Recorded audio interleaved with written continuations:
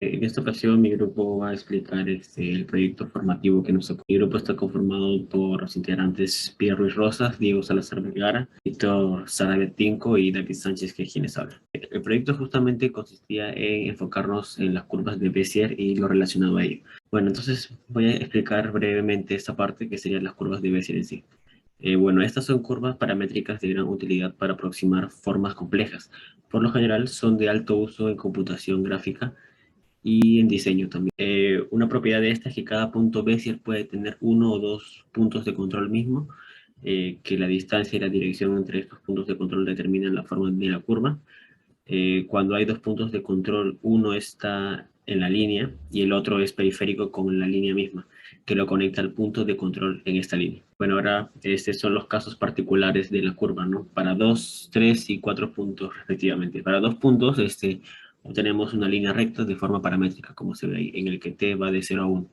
Para las curvas cuadráticas, de igual forma, ¿no? O sea, se solicitan 3 puntos y obtenemos ahí justamente esta forma paramétrica con t de 0 a 1. Y para cuando se soliciten 4 puntos, se obtiene la forma cúbica que está representada ahí abajo. De igual forma, t va de 0 a 1. Este sería un ejemplo que, digamos, nos muestra cómo el hecho de poner 4 puntos importa mucho la posición en la que se ponga. Por ejemplo, aquí el P0 está en el centro de los demás puntos y el P0 en el otro caso está en el lado izquierdo y vemos cómo sí varía bastante en la curva. Bueno, ahora voy a explicar los polinomios de Bernstein. Esto es justamente es una clase particular de polinomios en el campo de los números reales que son utilizados dentro del ámbito de lo que sería el análisis numérico. Bueno, y esta sería la representación matemática donde esta parte del BNI son elementos de la distribución binomial respecto a la variable x y los CI que se muestran ahí son los valores de la función que queremos aproximar justamente. Y bueno, ahora voy a explicar lo que sería el algoritmo de Castellano. Bueno, este es un método recursivo para calcular justamente estos polinomios que mencioné en las curvas de Bézier. Este algoritmo es un método numéricamente estable para evaluar las curvas de Bézier. Con numéricamente estable se refiere a que, digamos, es un método en el que obtenemos un buen resultado usando métodos aproximados para calcular cierto problema matemático. Bueno, ya que esta es una representación de lo que sería el algoritmo en sí.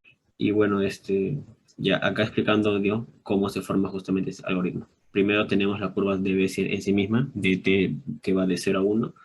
Luego, bueno, recordando la definición del polinomio de Bernstein. Y luego aplicándola esta dentro de la curva, obtenemos de forma recursiva esta forma que se muestra aquí abajo. Que vemos que es como que sale este parámetro de la curva en sí mismo. Y así obtenemos los polinomios de Bernstein con el algoritmo de Castellano. B-spline uniformes lineales. El grado es 1 y el orden es 2, porque estamos usando polinomios lineales para formar las funciones de combinación. Los puntos P sub 0 y P sub 1 determinan el primer segmento recto, y en general, P sub i menos 1 y P sub i determinan el i-º segmento. El punto final de un segmento es el punto inicial del siguiente, por lo que tenemos continuidad C a la 0. Nuestro B-spline lo podemos definir con la ecuación que está aquí abajo. Y para una construcción de un B-spline lineal más general, usaremos funciones de mezcla-combinación, donde vemos que la segunda función es simplemente traslación de la primera, y nuestro B-spline tomará valor a partir de 1. Es por ello que la primera pieza, que sería la primera función de combinación, no toma valores entre el 0 y 1, sino a partir del 1. No podemos pedir niveles más altos de suavidad porque los segmentos lineales no son muy flexibles, y para cualquier spline arbitrario los puntos de control pueden no estar en la curva, pero en caso lineal sí lo están. B-spline uniformes cuadráticos. El grado es 2, el orden es 3. En solo 3 intervalos de nudos sucesivos, con polinomios cuadráticos, podemos requerir continuidad C a la 1. Requerir control local junto con mayor suavidad significa que el spline resultante no necesariamente pasará por los puntos de control. Podemos definir nuestro B-spline cuadrático con la ecuación que está aquí abajo, pero análogamente al B-spline lineal, para tomar un B-spline cuadrático más general, usaremos funciones de combinación, donde las otras dos funciones serán traslación de la primera función. Entonces, tomaremos el intervalo de 2 a 3 y tendríamos estas tres piezas correspondientes a las funciones de combinación.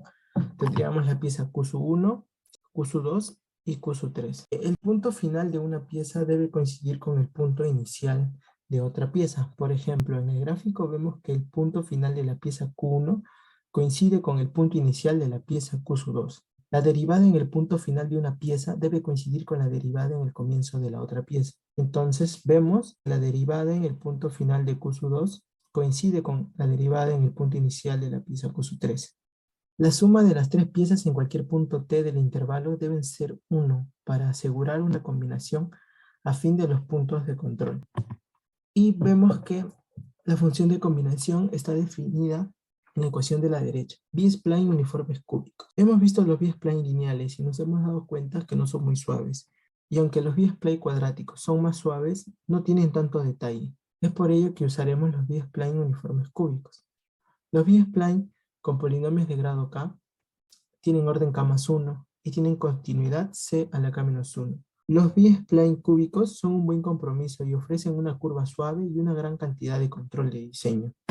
Los B-spline cúbicos tienen funciones de combinación con 4 piezas base y cada pieza es un polinomio cúbico de grado 3. Las restricciones de continuidad c a la 0, c a la 1 y c a la 2, junto con el requisito de que las funciones de combinación sumen 1, dan suficientes ecuaciones para especificar completamente las piezas. Las funciones son simétricas alrededor de su centro. Análogamente al B-spline cuadrático y el lineal, vamos a definir 4 funciones de mezcla o combinación, donde vemos la primera, que está en el intervalo de 0 a 4, en donde inicia la gráfica, y las otras 3 tienen la misma forma y nos damos cuenta que son traslación de la primera. Entonces, análogamente al B-spline cuadrático, en este caso tomaríamos del intervalo 3 al 4, y nuestra función de combinación quedaría definida mediante esta ecuación. Bien, mi nombre es Diego Salazar y voy a explicar el código, o bueno, los cambios que hemos hecho en el código. Y lo que hemos añadido ha sido el manejo de errores acá en el programa hecho en Python. Y Python nos ofrece las palabras reservadas try y except, que básicamente es para manejar los errores que se ejecutan a lo largo del programa. Y aquí lo que hacemos es decirle al programa, intenta esto y si en caso hay algún error, haz una excepción en este error o algún error que nosotros especifiquemos. Y si en caso hay algún error que no hemos identificado, no sabemos de su existencia o queremos probar, hace esa excepción y manda ese mensaje. Acá podemos poner cualquier otra cosa, podemos ejecutar una función incluso, pero simplemente vamos a retornar un mensaje. Y el value error es para cuando ingresas un valor que no debería ser. Por ejemplo, en este caso solamente nos recibe un número entero. Y si nosotros le pasamos un texto, por ejemplo, hola, nos dirá ingresa los valores correctamente, ya que se ha ejecutado el error del tipo value error o error de valor. También tenemos la excepción del zero division error, que se da cuando tratas de dividir un número entre cero, ya que, como sabemos, es imposible realizar esa división. Y si en este caso ponemos 2 puntos, que serían 12,19 y 20,150, nos dirá ingresa el número de iteraciones. Y para realizar el número de iteraciones, vamos a dividir uno entre ese número. Y al momento de ingresar un número, por ejemplo 10, se va a realizar una división entre 10. Pero si si ponemos 10, no ocurrirá ningún error. Pero si ingresamos el número 0, se da ese error que mencionaba antes, que es el de Zero Division Error, que no se puede dividir por 0. Y en ese caso nos devuelve un mensaje. Y si en caso hay algún error que no hemos identificado antes, le decimos que haga una excepción y que nos mande este mensaje. Ha ocurrido un error, intenta nuevamente. ¿Qué tal, profesor? Buenas tardes. Mi nombre es Pierre Ruiz y como mi compañero anteriormente explicó el código y su ejecución, en este momento lo que voy a mostrar son los resultados. Como pueden apreciar, podemos notar algo que dice primera prueba.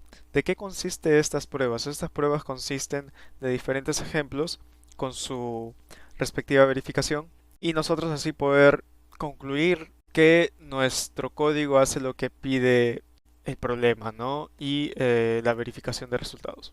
Entonces, ¿nosotros qué tenemos? Tenemos en la primera prueba los diferentes puntos que son del 1 al 4, los cuales están conformados como pueden ver acá, con los siguientes valores, ¿no? Y asimismo tenemos de que con 1000 iteraciones la gráfica o curva de Bézier que se nos va a mostrar es la siguiente. Asimismo, para comparar estos resultados de un PDF que tenemos en la bibliografía por ahí, nos dice de que esta sería la gráfica de Bézier, o la curva de Bézier, en los mismos puntos. Como podemos ver, esta solamente está invertida en el eje Y y podría decirse que son los mismos. Ahora, en esta oportunidad, lo que se hace en este ejemplo es remover el tercer punto e intercambiarlo por el siguiente que ven acá, por el 179,139, y a la hora de removerlo e intercambiarlo nos sale esta, la cual, como podemos ver del mismo PDF también, es la misma gráfica, ¿no? Solamente que esta nuevamente está invertida. Además, ¿qué tenemos? Lo que podemos ver también es de que así como tenemos esta y la anterior gráfica, podemos decir de que en efecto el código hace lo que se quiere para la solución del problema. Y acá podemos ver lo que es la ejecución del código en sí, ¿no? Cómo está siendo ejecutado. Y también podemos notar algo un tanto peculiar, ¿no? Que sería el menú de opciones, que nosotros elegimos en realidad lo que es la opción 3. Y con esa opción 3 hacemos lo que es el cambio de punto, como podemos ver ahí. Asimismo, como pudimos concluir anteriormente de que el código hace lo que se espera, también vamos a tener una segunda prueba para probar lo que son las diferentes implementaciones, del mismo menú. Podemos ver lo que dice New Input of Points o lo que es Add or Remove a Point for the Previous Array, en donde el Previous Array es lo que sería nuestro input de puntos original, ¿no?